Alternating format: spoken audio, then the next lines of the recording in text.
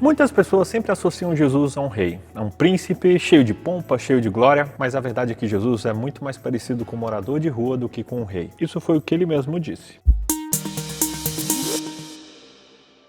Você sabe que nessa temporada estamos estudando a história e as características da nossa igreja. E hoje nós vamos conversar um pouco sobre as questões sociais relacionadas à nossa obra, à nossa missão. Só que para você ter uma ideia da seriedade desse assunto, olha alguns dados que você encontra facilmente na internet. Primeiro, o Brasil conta hoje com uma população de mais de 215 mil pessoas em situação de rua. 21 milhões de brasileiros se encontram em situação de insegurança alimentar. 1 a cada 3 brasileiros não tem acesso à saúde básica. 70 milhões de pessoas vivem em estado de pobreza no Brasil. A situação é feia, gente.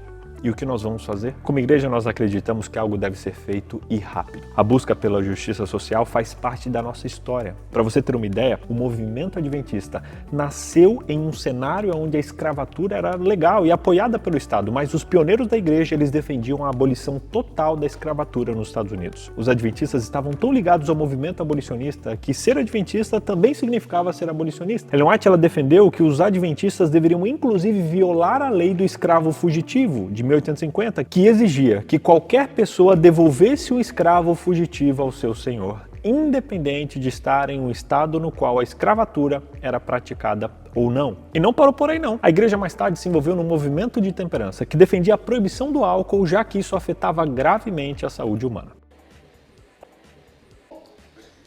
Os pioneiros viviam isso na vida porque eles entenderam a posição bíblica que nós devemos assumir diante das questões sociais que nos rodeiam. O próprio Jesus, ele deu instruções a respeito disso lá em Mateus capítulo 25. Essa mensagem, que começa em Mateus 24, aconteceu quando os discípulos perguntaram quais seriam os sinais da segunda vinda de Cristo. Respondendo a essa pergunta lá no capítulo 25, Jesus contou 3 parábolas. A primeira é a parábola das 10 virgens, que fala sobre a preparação pessoal necessária para a volta de Cristo. Depois, Jesus conta uma segunda parábola, a parábola dos talentos, que enfatiza a importância de trabalhar pela salvação dos outros. Já a terceira e última parábola conta a história dos bodes e das ovelhas, onde o rei separa os bodes, os ímpios, e as ovelhas, os justos, e explica brevemente por motivos pelos quais eles foram considerados justos. Na continuação de Mateus 25, Jesus explica um dos motivos pelos quais alguns foram considerados ímpios e outros considerados justos. Sabe quais foram? Ele disse: pois eu tive fome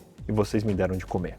Tive sede e me deram de beber. Fui estrangeiro e me acolheram, necessitei de roupas e vocês me vestiram. Estive enfermo e vocês cuidaram de mim. Estive preso e vocês foram me visitar. Aqui Jesus deixa bem claro o nosso papel, não é verdade? E sabe, gente, a verdade é que isso não é novidade para ninguém. Todos nós sabemos que um cristão vive uma vida em prol do serviço, do amor ao próximo. Mas a questão principal é: você tem feito isso? Ainda mais importante que isso é o que tem motivado a sua vida de serviço? Mas BJ, que chatice é sua, hein? Se eu já tô ajudando, eu já tô fazendo bem, por que eu devo aqui caçar encrenca e ficar vendo a intenção dos outros ou a minha intenção? O que importa é que eu tô ajudando o próximo, não é verdade? É verdade. Quer dizer, às vezes não. Olha, eu concordo com isso de certo modo. Que bom que quem necessita está sendo alcançado, mas o serviço, ele é uma via de mão dupla e na maioria das vezes, se ele é feito de maneira certa, o maior beneficiado vai ser você. Mas não é por isso que você deve exercer o bem, pensando no seu desejo egoísta ou na sua autossatisfação. Eu sou prova viva de que uma vida de serviço transforma. Se você já foi um missionário em algum lugar, você sabe o poder que isso tem. É sério. Você já fez alguma missão, missão Caleb ou missão Um Ano em Missão? Se você fez, comenta aqui embaixo como isso mexeu com você e como isso transformou a sua vida. Vamos estimular os outros a experimentar isso também. Existe muito aprendizado, muito crescimento e amadurecimento na missão. Só quem viveu sabe. A verdade é que as intenções nunca importaram tanto como atualmente. Em um mundo de redes sociais onde tudo se tornou público e o objetivo final é receber reconhecimento de forma ali nas curtidas e tudo mais, o serviço social tem se tornado apenas uma moeda de troca. Em troca de engajamento. Eu acho legal e relevante os influenciadores compartilharem, divulgarem o que estão fazendo para estimularem outras pessoas a fazerem o mesmo. Mas ainda assim, permanece o fato de que as demonstrações públicas de boas ações muitas vezes são motivadas pela esperança de chamar a atenção. Muitos só fazem o bem para serem vistos, para serem admirados, para parecerem bonzinhos e raramente fazem isso pelo verdadeiro amor. Gente, Mateus 25 ele apresenta uma lista com 6 exemplos práticos do que as pessoas faziam naquela época. Eles alimentavam os famintos, davam bebida aos sedentos, acolhiam os estrangeiros, vestiam as pessoas que não tinham roupas, visitavam os enfermos e iam visitar os presos. Contudo, o verso 37 e 39 mostra que os justos reagem com perplexidade, questionando quando fizeram todas essas coisas. Jesus disse: vocês cuidaram de mim? Eles falaram: quando? Quando eu ajudei? Quando eu fiz isso? Os justos não sabiam o que eles fizeram para receber a recompensa. Pode isso, Arnaldo! Essa é uma parte tão regular da vida deles que eles nem sequer pensaram nisso, eles não fizeram para receber. Tanto é que quando receberam, eles nem sabiam porque estavam recebendo. Era algo natural, era algo simples, era algo quase que automático. A pergunta que eu deixo para você é: por qual motivo você faz o bem? Para chamar a atenção? Para ser notado?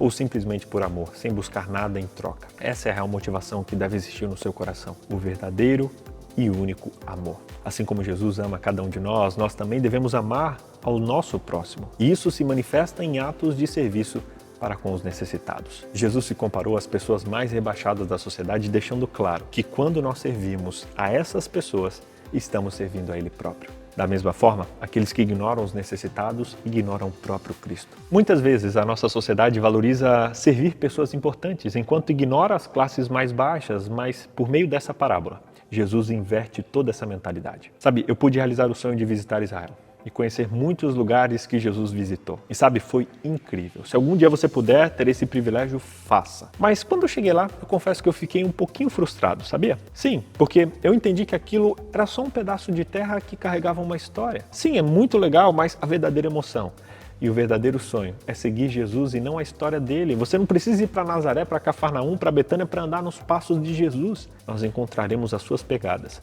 junto ao leito dos doentes, nos barracos de madeirite, debaixo dos viadutos, nos becos das cidades grandes, em qualquer lugar onde existam corações humanos necessitados de consolação. Fazendo como Jesus fazia quando na terra, nós andaremos nos seus passos. Se você, assim como eu, sonha em ser um discípulo de Jesus e viver de pertinho ali tudo que ele viveu, entenda que você provavelmente não vai morar em palácios, provavelmente você não vai estar cheio de regalia, mas muito provavelmente você o encontre perto de um morador de rua, perto de uma pessoa que não tem nada para te oferecer. Nessa lição, o meu convite é para que você faça uma coisa: abra mão de si mesmo e viva em abnegação. Que assim como Jesus, servir os outros seja a nossa maior prioridade, porque o próprio Filho do Homem não veio para ser servido, mas para servir e dar a sua vida em resgate de muitos. Resumindo, primeiro, o nosso amor por Deus é expresso em como amamos as pessoas que estão ao nosso redor. Segundo, a motivação para o serviço deve ser sempre o amor. Terceiro, fazer o bem deve ser um ato desinteressado de favor próprio. Devemos fazer isso pelos outros e não por nós. E quarto, renuncie a si mesmo. Viva uma vida de abnegação. Que Deus abençoe você. Que como igreja nós não nos esqueçamos da nossa responsabilidade de cuidar dos pequenos cristos que estão espalhados nas vielas, nas ruas, nos orfanatos e nas prisões. Essa é a nossa responsabilidade. Esse é o nosso dever. Não por likes, não por atenção, não para se mostrar, mas para cumprir o que Jesus nos mandou e assim cuidar do próprio Jesus que está sendo representado nessas pessoas necessitadas. Você quer servir melhor? Você quer servir com o desejo certo e a intenção correta? Escreva "Eu quero servir" nos comentários. E vamos juntos, através desse símbolo, representar e ratificar o nosso desejo de servirmos fielmente ao nosso Mestre, cuidando dos outros filhos dele.